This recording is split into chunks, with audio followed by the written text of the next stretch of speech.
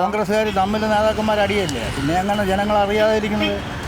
അപ്പോൾ ഈ അടി വയ്ക്കുമ്പോഴത്തേക്ക് ഏത് കോൺഗ്രസ്സാണ് ഏതാണ്, ഒരു കസേരയുണ്ട് മുഖ്യമന്ത്രി കസേര, അത് 4 പേരും കൂടെ അടി വെച്ച് കഴിഞ്ഞാൽ ആരാണ് ഇരിക്കേണ്ടത്? ഇവർ എല്ലാവർക്കും മുഖ്യമന്ത്രിയാണ്.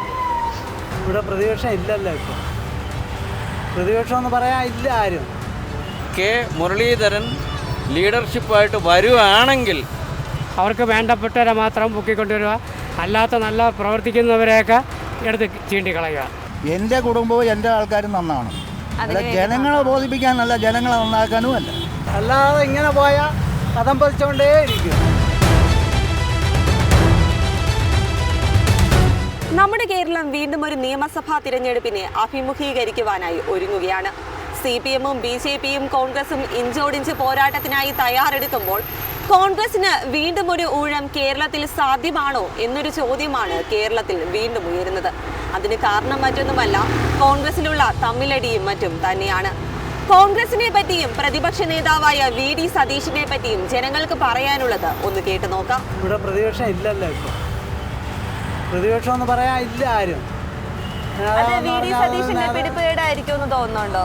സംശയം എന്തൊരു, വേറെ എന്തൊരു സംശയം?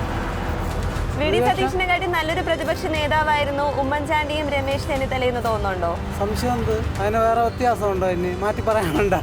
അപ്പോൾ നമ്മുടെ ഈ കോൺഗ്രസിന്റെ ഇന്നത്തെ അവസ്ഥയ്ക്ക് കാരണം ഇപ്പോഴത്തെ ഈ പ്രതിപക്ഷ ആൾക്കാരെ ഇത് തന്നെ, പ്രതിപക്ഷത്തിന് ഒരു കഴിവില്ലായ്മ തന്നെ കോൺഗ്രസ് ഈ അവസ്ഥയിൽ പോകുന്നത്, അല്ലാതെ വേറെ ഒന്നുമല്ല. കോൺഗ്രസിന് ഒരു തിരിച്ചുവരവ് സാധ്യമാണെന്ന് തോന്നുന്നുണ്ടോ? തിരിച്ചുവരവ് സാധ്യം എന്ന് പറഞ്ഞാൽ അവര് വിചാരിക്കണം, കോൺഗ്രസ്സുകാർ വിചാരിക്കണം, അതിൽ നല്ലൊരാളിനെ കൊണ്ടുവന്ന് നേതൃത്വമായിട്ട് നിന്നാലേ പറ്റൂ. അല്ലാതെ ഇങ്ങനെ പോയാൽ കഥം പതിച്ചുകൊണ്ടേ ഇരിക്കും, അല്ലാതെ ഒരു ഉയർച്ചയില്ല. അത് യാഥാർത്ഥ്യമായ സംഭവമാണ്. എന്തഭിപ്രായം പറയാൻ? ഒരഭിപ്രായം പറയാനില്ല. നാട് കൂട്ടിച്ചോറാണെന്നല്ലാതെ ഒരഭിപ്രായം പറയാനില്ല. ഒരു നല്ലൊരു നേതൃത്വം അദ്ദേഹത്തിന് കൊടുക്കാൻ കഴിയുന്നുണ്ടെന്ന് തോന്നുന്നുണ്ടോ? അതിന് ഭൂരിപക്ഷം ജനങ്ങൾ വിചാരിക്കണം അദ്ദേഹത്തിന് കൊടുക്കണോ വേണ്ടെന്ന്. നമുക്ക് പ്രതിപക്ഷ നേതാവായിട്ട് നേരത്തെ ഉമ്മൻചാണ്ടി ഇരുന്നിട്ടുണ്ട്, രമേശ് ചെന്നിത്തല ഇരുന്നിട്ടുണ്ട്. VD സതീശൻ കാരണമാണോ ഇന്ന് ഈ ഒരു അവസ്ഥയിലേക്ക് കോൺഗ്രസ് എത്താൻ കാരണം? ഞാൻ അദ്ദേഹത്തിനെ കുറ്റം പറഞ്ഞിട്ട് ഒരു കാര്യമില്ല. അദ്ദേഹത്തിനെ കുറ്റം പറഞ്ഞ് എനിക്കെന്ത് നേട്ടം? വല്ല നേട്ടമുണ്ടോ? എന്ത് തോന്നുന്നു അദ്ദേഹത്തിന്റെ നേതൃത്വത്തെ പറ്റി? എനിക്ക് അദ്ദേഹത്തിനെ പറ്റി ഒന്നും പറയാനുമില്ല, ഒന്നും എടുക്കാനുമില്ല. അങ്ങനെ നന്നാവണമെന്നും ഞാൻ പറയണില്ല. കോൺഗ്രസിന് ഇനി ഒരു തിരിച്ചുവരവ് കേരളത്തിൽ ഉണ്ടാകുമെന്ന് അത് തോന്നുന്നു. കോൺഗ്രസ്സുകാർ തമ്മിൽ നേതാക്കന്മാർ അടിയല്ലേ, പിന്നെ അങ്ങനെ ജനങ്ങൾ അറിയാതിരിക്കുന്നത്. അപ്പോൾ ഈ അടി വയ്ക്കുമ്പോഴത്തേക്ക് ഏത് കോൺഗ്രസ്സാണ് ഏതാണ്, ഒരു കസേരയുണ്ട് മുഖ്യമന്ത്രി കസേര, അത് 4 പേരും കൂടെ അടി വെച്ച് കഴിഞ്ഞാൽ ആരാണ് ഇരിക്കേണ്ടത്?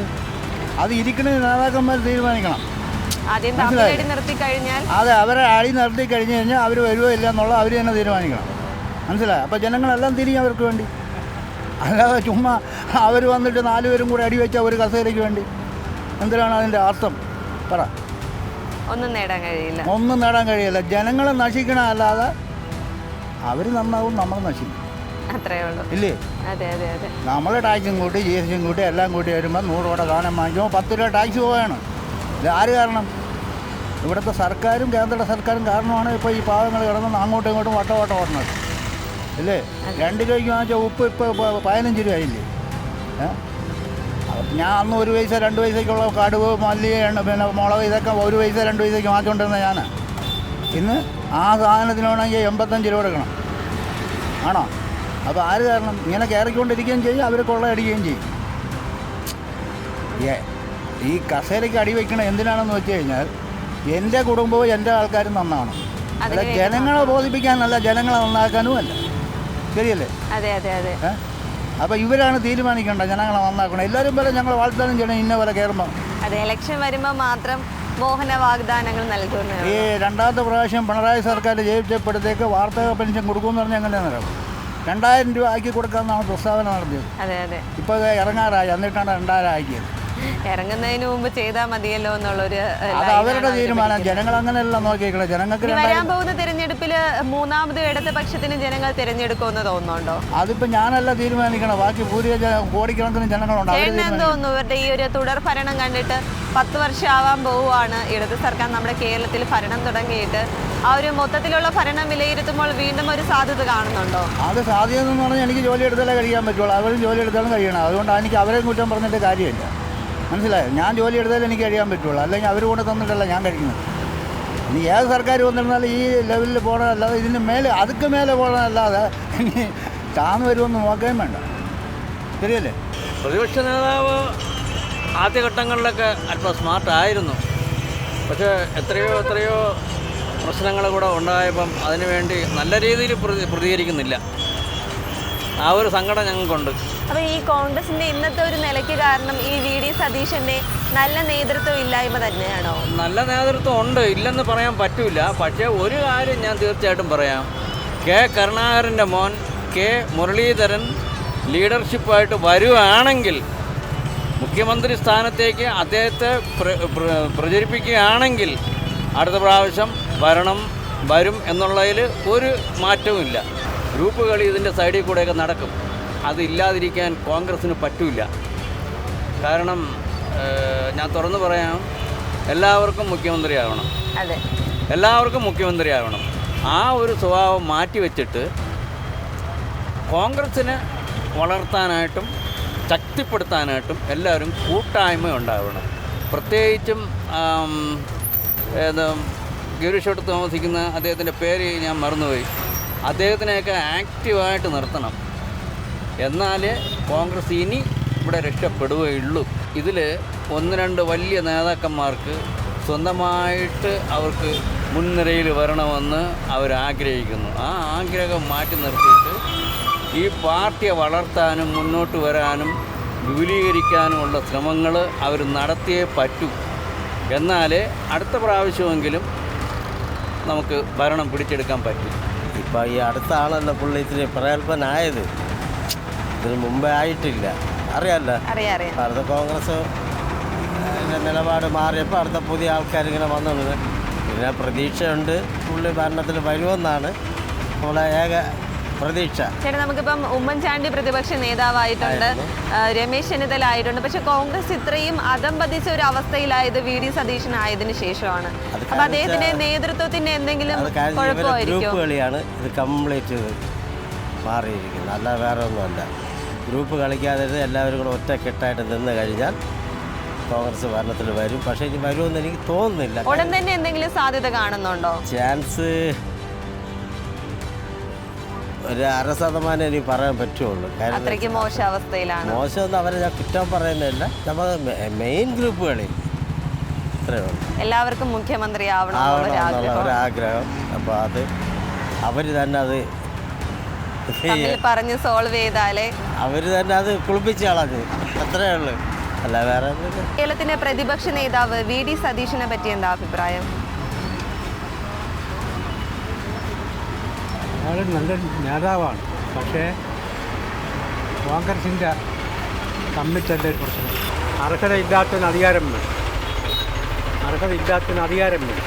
അധികാരത്തിന് വേണ്ടി മുഖ്യമന്ത്രി 2-3 ഉടുപ്പ് തട്ട് വെച്ചോണ്ടിരിക്കുക. അതാണ് ഇതിനകത്തുള്ള മെയിൻ പ്രശ്നം. എനിക്ക് മുഖ്യമന്ത്രിയാവണം, എല്ലാവർക്കും മുഖ്യമന്ത്രിയാവണം, ആ ഒരു അവസ്ഥയാണ്. ആ ഒരു അവസ്ഥയാണ്. അപ്പം വി ഡി സതീശൻ മുഖ്യമന്ത്രി അയാൾക്കും ആഗ്രഹമുണ്ട്. നിഷ്പക്ഷ അഭിപ്രായം പറഞ്ഞു ആഗ്രഹമുണ്ട്. പക്ഷേ അയാളെക്കാരും ഉടുപ്പ് വെച്ചവർക്ക് അതിനകത്തുണ്ട്. സുധാരണ മാറ്റിയിട്ട് ഇയാളൊന്നും പറഞ്ഞ് നേട്ടം ഉണ്ടായൊന്നുമില്ല. വി ഡി സതീശനെ ഒരു പ്രതിപക്ഷ നേതാവായിട്ട് എടുത്തു കഴിഞ്ഞാൽ 100% അദ്ദേഹം അതിൽ വിജയിച്ചു. തോൽവിയല്ല, പ്രതിപക്ഷ വിജയിച്ചു. കൈകാര്യം ചെയ്തത് മോശമല്ല. നമ്മൾ ടി വി ഒന്നും കാണുന്നതുകൊണ്ട് പക്ഷെ പല പ്രശ്നങ്ങളും വരുമ്പോൾ അദ്ദേഹം നല്ല രീതിയിൽ പ്രതികരിക്കുന്നില്ല എന്നുള്ളൊരു ആരോപണം നിലനിൽക്കുന്നുണ്ട്. അതിന് 10% അങ്ങനെ ഒരു 90% ആയാലും മിടുക്കനാണ്. കോൺഗ്രസ് നമ്മളൊക്കെ അറിയാം, ഒരുപാട് നാളായിട്ട് നമ്മുടെ കേരളം ഭരിച്ചിട്ടുള്ള ഒരു പാർട്ടിയാണ്. ആ കോൺഗ്രസിന് ഇനി ഒരു തിരിച്ചു വരവ് പ്രതീക്ഷിക്കുന്നുണ്ടോ? ഇപ്പോഴത്തെ അന്തരീക്ഷം തിരിച്ചു വരേണ്ടതാണ്.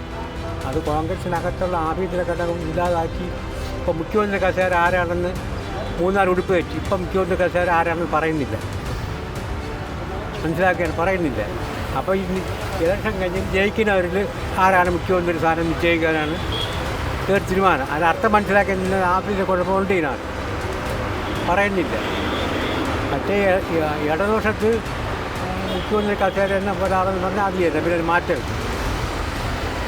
അതാണ് ഇതിനകത്തുള്ള പ്രശ്നം. സതീശൻ മോശക്കാരനല്ല, സുധാകരന് മോശക്കാരനില്ല. പ്രതിപക്ഷ സ്ഥാനത്ത് അത് ശോഭിക്കുന്നു.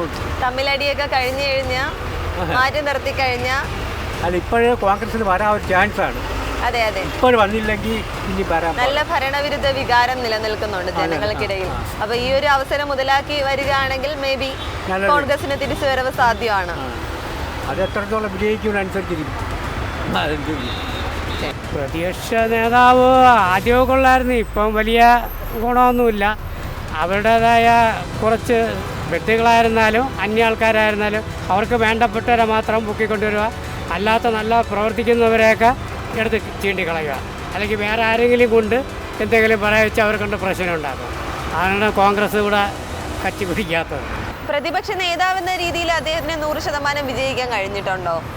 100% ഇല്ലെങ്കിലും കുറേയൊക്കെ നല്ല 80%ഒക്കെ നല്ല കഴിഞ്ഞിട്ടുണ്ട്, വിജയിക്കാനായിട്ട് കഴിഞ്ഞിട്ടുണ്ട്. ചേട്ടാ, കോൺഗ്രസിന് ഈ ഇടയ്ക്കെങ്കിലും ഒരു തിരിച്ചുവരവ് സാധ്യമാണെന്ന് തോന്നുന്നുണ്ടോ നമ്മുടെ കേരളത്തിൽ? സാധ്യമാണെന്ന് തോന്നുന്നുണ്ട്, പക്ഷേ അത് വരാൻ സാധ്യത ഇല്ലാത്ത കോളിലാണ് ഇവരുടെ നീക്കം. ഇവർ എല്ലാവർക്കും മുഖ്യമന്ത്രിയാണ്, പിന്നെ നേരത്തെ സ്ഥാനത്തും അവർക്ക് ഇഷ്ടപ്പെട്ടവരോ അല്ലാത്തവരെ എടുത്ത് കളയുക. ഇപ്പം തന്നെ ശശി തരൂരിൻ്റെ പ്രശ്നം തന്നെയുണ്ട്. അവർ പറഞ്ഞത് കഴിവുള്ള നേതാക്കന്മാരെ നോക്കാതെ കോൺഗ്രസിൻ്റെ പരാജയം. ഞാനും കോൺഗ്രസ്സുകാരനാണ്, എങ്കിലും കോൺഗ്രസ്സിൽ ഇപ്പം പ്രവർത്തിക്കാനൊന്നും മോളിലെ വിട്ട് എന്താണ്ട് നമ്മൾ ഇത്രയും ആയിട്ട് പോലും അവരെ 5 പൈസ നമുക്ക് ഇന്ന് വരെ തന്നിട്ടില്ല. ഞാൻ ചോദിക്കാനും പോകില്ല, എങ്കിലും ഞാൻ പറയുന്നത് നമ്മൾ പാർട്ടിക്കകത്ത് നിൽക്കുമ്പോൾ ഒരാൾക്ക് എന്തെങ്കിലും സംഭവിച്ചു കഴിഞ്ഞാൽ ഒരു ചെറിയൊരു സഹായമെങ്കിലും ചെയ്യണം. പക്ഷേ ഇവരാരും ചെയ്യൂല. പിന്നെ വർഗീയതമായിട്ടുള്ള അങ്ങനെയും കോൺഗ്രസ്സിനുണ്ട്. ഇപ്പം കമ്മ്യൂണിസ്റ്റ് പാർട്ടി എന്ന് പറയുന്നത് പിന്നെ നല്ല കാര്യം ചെയ്യുന്നെങ്കിലും അപരിമിതവരുണ്ട്. അവരുടെ ആൾക്കാർക്ക് മാത്രമേ എല്ലാം ചെയ്യുന്നുള്ളൂ, അല്ലാത്തവർക്ക് ഒന്നും ചെയ്യുന്നില്ല. ഞാൻ ഇത് വരുന്നപ്പോൾ എനിക്ക് അറ്റാക്കൊക്കെ വന്നിട്ടുണ്ട്. ഒരു പത്രത്തിൽ പരസ്യം കണ്ട് അത് കൊടുത്തപ്പം എനിക്കുള്ള അത് അംഗീകരിച്ചാൽ ഇല്ലെന്ന ഒന്നും അറിയാൻ പറ്റില്ല. അപ്പോൾ എൻ്റെ അപേക്ഷ പിന്നെ MLA കൊണ്ട് ഒപ്പിടിയിക്കണമായിരുന്നു. ഞാൻ അവിടെ കൊടുത്തിട്ട് വന്ന് പറഞ്ഞ് നിങ്ങൾ 2 ദിവസം കഴിഞ്ഞ് വരികയെന്ന് പറഞ്ഞു. അപ്പോൾ എൻ്റെ കൂട്ടത്തും അതേപോലെ ഒരാളുള്ളത് അവർക്ക് അവിടെ നിന്ന് ഓഫീസിൽ നിന്ന് തന്നെ കയ്യിൽ എഴുതി കൊടുത്ത് എൻ്റെ പറഞ്ഞ് പാർട്ടി ഓഫീസല്ല. അപ്പോൾ പാർട്ടി ഓഫീസെല്ലാം പറഞ്ഞ എന്തിനാണ് ഞാൻ ആരാണെന്ന് അറിയണം. അപ്പോൾ ഞാൻ കോൺഗ്രസ്സാണെങ്കിൽ ചെയ്യില്ല. അതൊക്കെയാണ് നമ്മൾ അങ്ങനെയല്ല. പാർട്ടി എന്ന് പറയുമ്പോൾ അങ്ങനെയല്ല, പാവപ്പെട്ട പൊതുജനങ്ങളെ ഒന്നുപോലെ കാണണം. അതാണ്.